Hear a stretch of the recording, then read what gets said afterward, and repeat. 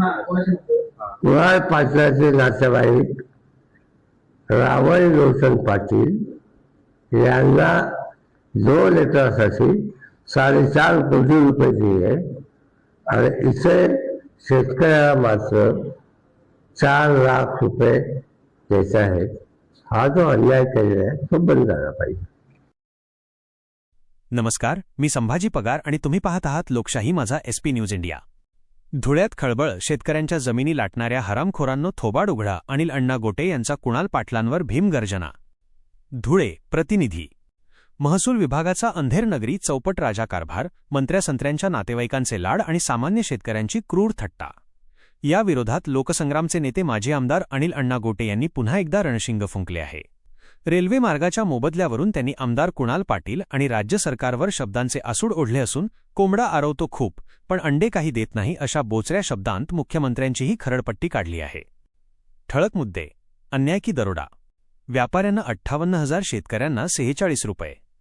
अण्णांनी कागदपत्रांसह पुरावा दिला की धुळ्यातील बड्या व्यापाऱ्यांच्या जमिनीला 58,000 रुपये चौरस मीटर भाव दिला जातो, पण त्याच्याच शेजारच्या गरीब शेतकऱ्याच्या जमिनीला फक्त 46 रुपये 22 पैसे.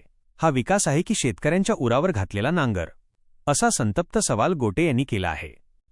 कुणाल पाटलांच्या नातेवाईकांवर मेहरबानी. माजी आमदार कुणाल पाटील यांचे नातेवाईक रावण लोटन पाटील यांच्या शेतात विहीर नसतानाही त्यांना 11 लाख रुपये विहिरीचा मोबदला मिळाला.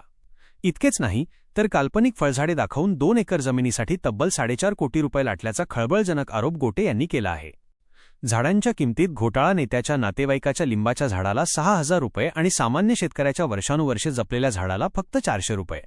हा भेदभाव म्हणजे शेतकऱ्यांच्या जखमेवर मीठ चोळण्याचा प्रकार असल्याचे अण्णांनी म्हटले आहे. आम्ही काय भीक मागणार का? रेल्वे मार्गाला कुणाचाही विरोध नाही, पण विकासाच्या नावाखाली शेतकऱ्याला भूमिहीन करून रस्त्यावर आणणार असाल तर गाठ आमच्याशी आहे, असा इशारा गोटे यांनी दिला. 2000 साली आम्ही स्वतः दिल्लीला जाऊन अटलजींकडून शब्द घेतला होता की शेतकऱ्याला योग्य मोबदला आणि नोकरी मिळेल. मग आत्ताचे नेते गप्प का?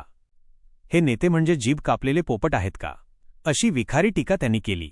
अण्णांच्या 3 मुख्य अटी. महामार्गाचा दर रेल्वेला द्या.